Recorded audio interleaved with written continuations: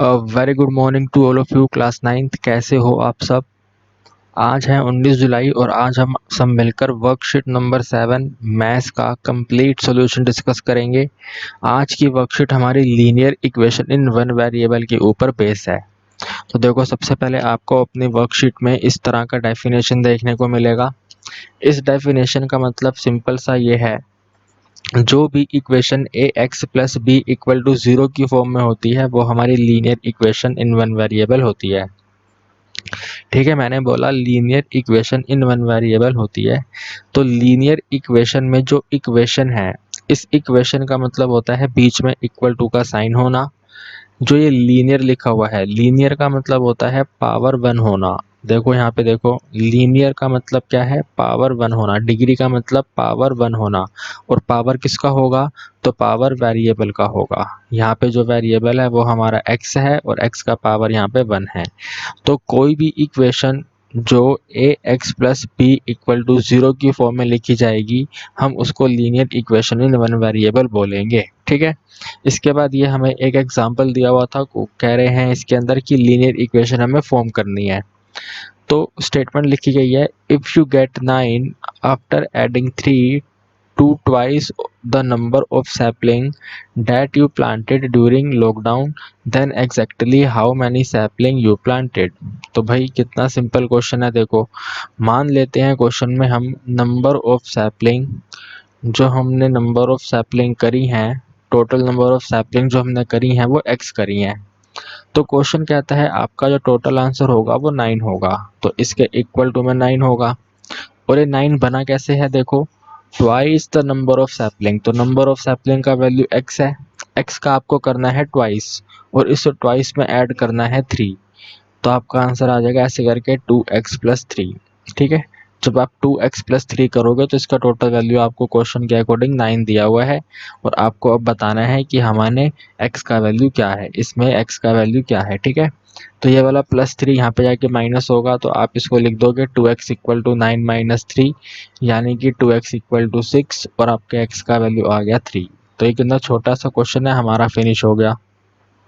इसके बाद हमें बताना है इस क्वेश्चन में, इसको सॉल्व करने के बाद, क्या ये लीनियर इक्वेशन बनाएगा, यानी कि क्या ये ए एक्स प्लस बी की टर्म में होगा या नहीं होगा। तो हमें सिंपल इसमें क्रॉस मल्टीप्लाई करना है। ये 4 यहाँ मल्टीप्लाई होगा तो आंसर आएगा 4x माइनस 12। ये x प्लस 5 यहाँ मल्टीप्लाई होगा तो आंसर आएगा 3x प्लस 15। 3x यहाँ पे जाके माइनस होगा तो 4x माइनस 3x। 15 भी यहाँ पे जाके माइनस होगा तो minus 12 minus 15 equal to 0। 4x में से 3x को माइनस करेंगे x आएगा, माइनस 12 माइनस 15 करेंगे तो माइनस 27 आ जाएगा, इक्वल टू 0 रहेगा। तो आप देख सकते हो ये जो हमारा आंसर आया है वो डायरेक्ट एकदम इससे मैच हो रहा है, ए एक्स प्लस बी से। तो यानी कि ये हमारा लीनियर इक्वेशन है।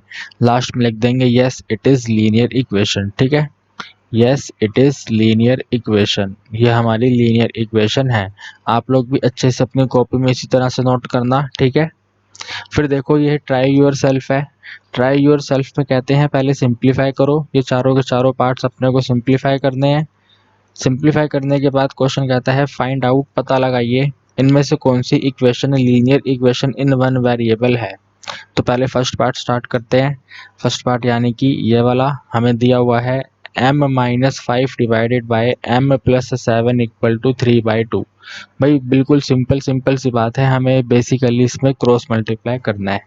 तो ये 2 यहाँ मल्टीप्लाई होगा तो आ जाएगा 2m माइनस 10 इक्वल टू, ये m प्लस 7 यहाँ मल्टीप्लाई होगा तो आ जाएगा 3m प्लस 21। 3m यहाँ पर जाके माइनस होगा तो यहाँ पे लिख देंगे 2m माइनस 3m। 21 भी यहाँ पे जाके माइनस होगा तो minus 10 minus 21 equal to 0। 2m और 3m को माइनस करेंगे तो माइनस m आएगा। माइनस 10 और माइनस 21 को सॉल्व करेंगे तो माइनस 31 आएगा इक्वल टू 0। तो ये हमारा सिंप्लीफिकेशन आ गया। और ये जो सिंप्लीफिकेशन आया है ये पूरा का पूरा a x plus B equal to 0 के टर्म में आया है। बस यहाँ पे फ़र्क ये है कि हमने इस इक्वेशन में वेरिएबल को x लिखा हुआ है और हमारे सॉल्यूशन में जो वेरिएबल है वो m है। तो इससे कोई फ़र्क नहीं पड़ता, बस वेरिएबल एक होना चाहिए और वेरिएबल का पावर 1 होना चाहिए। तो यहाँ पे हमारे है वेरिएबल का पावर 1 भी है और वेरिएबल एक है जो m है, यानी कि ये हमारा लीनियर इक्वेशन है। तो यहाँ पे लिख देंगे यस, यस के बाद आप यहाँ पे लिखना इट इज़ लीनियर इक्वेशन। ठीक है, तो ये फर्स्ट पार्ट कंप्लीट हो गया हमारा। ठीक है, इसके बाद देखो सेकंड पार्ट करते हैं। सेकंड पार्ट यानी कि ये वाला, इसके अंदर बेसिकली हमें क्रॉस मल्टीप्लाई करना है। तो यहाँ पे नोट कर लेते हैं p + 5 upon p - 7 is equal to p upon 3। ये 3 यहाँ मल्टीप्लाई होगा तो हमारा आंसर होगा ये simple 3p + 15 is equal to, ये p - 7 यहाँ मल्टीप्लाई होगा तो आंसर होगा 3p माइनस में, अरे क्या लिख रहा हूँ मैं, p से मल्टीप्लाई करना है ना, p को p से मल्टीप्लाई करेंगे, p को p से मल्टीप्लाई करेंगे तो p स्क्वायर आएगा, 7 को p से मल्टीप्लाई करेंगे 7p आएगा। ठीक है, 7p यहाँ पर, ये 7p यहाँ पर जाके माइनस होगा तो 3p - 7p फिर है +15 और ये p स्क्वायर यहाँ पे जाके माइनस होगा तो -p स्क्वायर इक्वल टू 0। इसको सॉल्व करेंगे तो आएगा -4p + 5 - p square equal to 0। इसको और सिंप्लीफाई नहीं किया जा सकता, यही अपना आंसर है। लेकिन आप यहाँ पे देखो जो हमारा वेरिएबल है p, यहाँ पर जो हमारा वेरिएबल है p, यहाँ पर जो हमारा वेरिएबल है p, उसका हाईएस्ट पावर कितना है, तो उसका हाईएस्ट पावर 2 है। ठीक है, p के ऊपर हाईएस्ट जो पावर है वो कितना है, 2 है, तो highest power is equal to 2। और हमने पढ़ा था कि हमारा हाईएस्ट पावर होना चाहिए 1। इसका मतलब जो सेकंड पार्ट है वो लीनियर इक्वेशन नहीं है, तो यहाँ पे लिख देंगे no, it is not a linear equation. ठीक है, तो मैं उम्मीद करता हूँ ये 2 क्वेश्चन आपको एकदम बेहतरीन तरीके से समझ आ गए हैं। यहाँ पे इसका हम थर्ड पार्ट करेंगे। रुको मेरे शायद मिस्टेक हो गई है, सेकंड तो ये वाला था ना, रुको ये वाला जो है ये थर्ड पार्ट है, this is the third part. ठीक है, और अब यहाँ पे कर लेते हैं सेकंड पार्ट। तो ये 2 को यहाँ मल्टीप्लाई करेंगे तो आएगा 4y - 10 इक्वल टू, ये यहाँ मल्टीप्लाई होगा तो आ जाएगा 4y + 32। भाई 4y कैंसिल हो गया, -10 इक्वल टू 32 आ रहा है जो हो नहीं सकता। यहाँ पे देखो वेरिएबल ही नहीं है, here it is no variable, यहाँ पर कोई भी वेरिएबल नहीं है, तो यहाँ पे लिख देंगे no, it is no linear equation. तो सेकंड बहुत ही छोटा क्वेश्चन था, फिनिश हो गया है। इसके बाद फोर्थ करेंगे तो सिंपल मल्टीप्लाई करना है, y को यहाँ मल्टीप्लाई करेंगे तो आ जाएगा एक्स वाई, समझ पा रहे हो ना, एक्स वाई को यहाँ मल्टीप्लाई करेंगे तो एक्स वाई प्लस में 3y और y + 5 को यहाँ मल्टीप्लाई करेंगे तो यहाँ पर आएगा ये 2xy प्लस में 2xy प्लस में 10x। ठीक है, कितना सिंपल क्वेश्चन है। ये 2xy यहाँ पे जाएगा तो माइनस होगा तो xy माइनस में 2xy फिर है प्लस में 3y और फिर आएगा माइनस में 10x इक्वल टू 0। ठीक है, इन दोनों को सॉल्व करेंगे तो बन जाएगा -xy प्लस में 3y माइनस में 10x इक्वल टू 0। भाई आप यहाँ पे देख पा रहे हो इसमें 2 वेरिएबल हैं, यहाँ पे कितने वेरिएबल हैं, 2 वेरिएबल हैं, there is 2 variable, there is 2 variable, यहाँ पे 2 वेरिएबल हैं, एक x है एक y है। और हमने जो अभी हम जो कंसेप्ट पढ़ रहे हैं वो एक ही वेरिएबल का पढ़ रहे हैं, तो यहाँ पे लिख देंगे no, it is no linear equation. ये भी हमारी लीनियर इक्वेशन नहीं है, तो सिर्फ फर्स्ट पार्ट लीनियर इक्वेशन है, बाकी सब लीनियर इक्वेशन नहीं है। इसके बाद देखो ये एक एग्जांपल है, क्वेश्चन कहता है भाई जो पेरीमीटर है एक रेक्टेंगुलर मास्क का वो 53 है। तो आप यहाँ पे लिखो ऐसे पेरीमीटर p हमें दिया हुआ है 53 सेंटीमीटर। इसकी जो विड्थ है वो बोली हुई है 9 1/2 है, विड्थ का मतलब होता है ब्रेथ। तो आपको जो ब्रेथ का वैल्यू दिया हुआ है 9 1/2 दिया हुआ है, 9 1/2 को सॉल्व कर लेते हैं तो इसका मतलब है 9 + 1/2, एलसीएम ले लेंगे 2 आएगा, 2 को 9 से मल्टीप्लाई करेंगे 18 आएगा, 1 प्लस करेंगे वैल्यू बन जाएगा 19/2। यानी कि जो ब्रेथ का वैल्यू है वो हमारा 19/2 है, तो हमें बताना है लेंथ क्या होगा। तो यहाँ पे p का मतलब पेरीमीटर है, पेरीमीटर का फॉर्मूला अप्लाई कर देंगे 2 × L + b, इसका टोटल वैल्यू अपने को दिया हुआ है 53। यहाँ पे 2 सेम रहेगा, लेंथ हमें फाइंड करनी है, ब्रेथ की वैल्यू हमें दे रखी है 19/2, मैंने अभी आपके सामने सोल्व करा था, इसके इक्वल टू में रहेगा 53। ये वाला जो 2 है 53 से डिवाइड होगा तो हम लिख देंगे L प्लस में 19/2, L प्लस में 19/2 इज इक्वल टू 53/2। ये वाला जो 2 था यहाँ पे 53 से डिवाइड हो गया, ठीक है, ये 19/2 यहाँ पे जाके माइनस होगा तो L is equal to 53/2 minus में 19/2। So L is equal to भाई 53 में से अपने को 19 माइनस करना है, तो 19 में से 9 जाएंगे 4 आएगा, 13 में से 9 जाएंगे 4 आएगा, एंड 5 में से 5 नहीं 4 में से 1 माइनस करेंगे 3 आएगा। तो ये आ जाएगा 34/2। 34/2 का मतलब है लेंथ का वैल्यू आ जाएगा 17 और यूनिट है सेंटीमीटर। तो ये हमारे क्वेश्चन का आंसर आ गया। कितना सिंपल है ना? कितना सिंपल है बताओ यार, इससे सिंपल क्या ही हो सकता है। हमारे लेंथ का वैल्यू आ गया है 17 सेंटीमीटर। फिर देखिए ये हमारी वर्कशीट का लास्ट क्वेश्चन है। इसके अंदर बोला जा रहा है फ्रेम स्टेटमेंट। फ्रेम स्टेटमेंट का मतलब होता है जितनी भी लीनियर इक्वेशन दी गई है ना, इनकी हमें स्टेटमेंट बनानी है। ठीक है, इनकी हमें स्टेटमेंट बनानी है और ये चेक करना है कि हमारे दोस्त क्या बनाते हैं। तो मैं आपको तो बनवा ही रहा हूँ, अब अपने दोस्तों से चेक करने की नीड आपको है नहीं। तो सिंपल आप यहाँ पे लिखेंगे फर्स्ट पार्ट में कह रहे हैं x माइनस 5 इक्वल टू 0 है। x माइनस 5 का जो टोटल वैल्यू है वो 0 है। तो आप यहाँ पे इसका स्टेटमेंट ऐसे बना सकते हैं, if 5 is subtracted, if 5 is subtracted यानी कि अगर 5 को माइनस करा जाए, if 5 is subtracted from if 5 is subtracted from the number x, from the number x, अगर हम नंबर x में से 5 को सब्ट्रैक्ट करेंगे तो we will get, हमारा जो आंसर आएगा we will get, हमारा जो आंसर आएगा वो 0 आएगा। so we will get 0। ठीक है, तो ये हमारा आंसर आ गया। बस इतना ही लिखना आपको अपनी कॉपी में। सेकंड लिखा हुआ है x प्लस 7 इक्वल टू 40। तो आप यहाँ पे लिखोगे इफ 7, 5 की जगह पे 7, इफ 7 इज एडिड, अगर हम 7 को ऐड करेंगे, देखो यहाँ पे 7 ऐड हो रहा है ना, तो 7 इज एडिड, ऐड हो रहा है नंबर x में, तो 7 is added to the number x। If 7 is added to the number x, अगर हम 7 को नंबर x में ऐड करेंगे तो वी विल गेट, बताइए हमारा आंसर कितना आएगा। We will get 40, FOURTY 40। देखो यहाँ पे लिखे ना हमारा आंसर 40 आ रहा है। इसी तरह हमें थर्ड बनाना है। थर्ड कहता है 2m प्लस 3 इक्वल टू 56।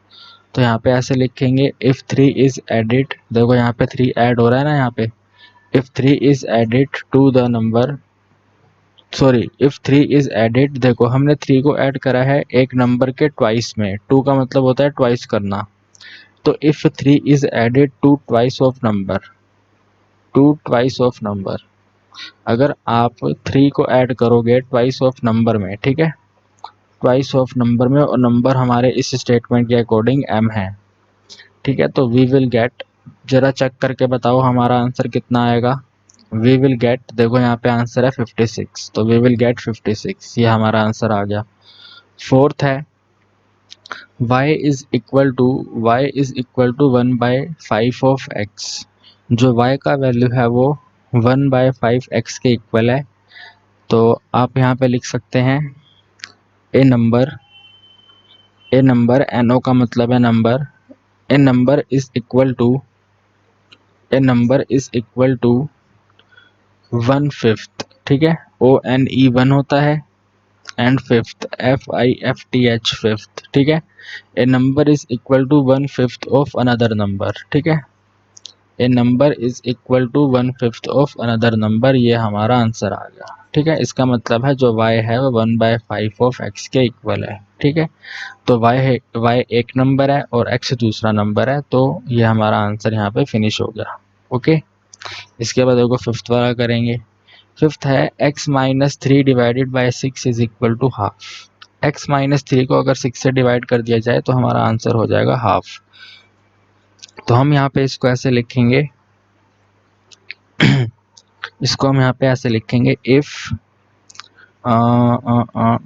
एक नंबर में से 3 हमने माइनस करा और डिवाइड बाय 6 करा, तो इफ 3 इज सब्ट्रैक्टेड, अगर हम 3 को सब्ट्रैक्ट करें, if 3 is subtracted from the number, अगर हम 3 को सब्ट्रैक्ट करें एक नंबर में से, ठीक है, एंड डिवाइड इट बाय, और इसको डिवाइड कर दें, एंड डिवाइड इट बाय 6, और इसको 6 से डिवाइड कर दें, सो वी विल गेट, तो हमारा आंसर कितना आएगा। देखो वहाँ पे टोटल आंसर कितना दिया हुआ है, वी विल गेट, ये 1/2 दिया हुआ है, तो वी विल गेट 1/2, ये हमारा आंसर हो गया। इसी तरह सिक्स्थ को सॉल्व कर देंगे। 2x + 9 = 27। तो इसको हम जैसे हमने ये वाला बनाया था ना थर्ड वाला 2m + 3 = 56, एकदम इसी तरह से बनाएंगे। ठीक है, तो देखो हमने यहाँ पे 9 को ऐड करा हुआ है, तो यहाँ पे लिखेंगे इफ़ 9 इज़ एडिड, अगर 9 को ऐड कर दिया जाए 2 ट्वाइस ऑफ x की जगह पर नंबर आएगा 2 ट्वाइस ऑफ नंबर, ब्रैकेट में आप लिख सकते हो x। ठीक है, 2 twice of x, so we will get, तो आप जरा चेक करो हमारा आंसर कितना होगा। सो वी विल गेट, देखो यहाँ पे इक्वल टू में है 27, सो वी विल गेट 27।